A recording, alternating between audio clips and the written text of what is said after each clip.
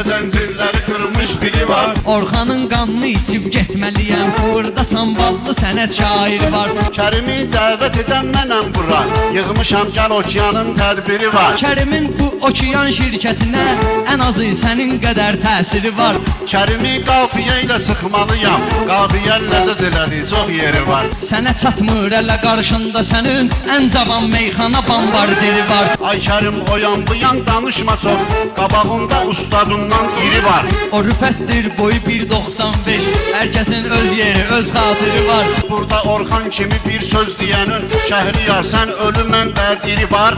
Nuş elə burada olan hər tamı. Ağlayırsan gecə kartofili var. Elə şeylər yemirəm mən ay Kərim. Orxanın şor çörəyi pendiri var.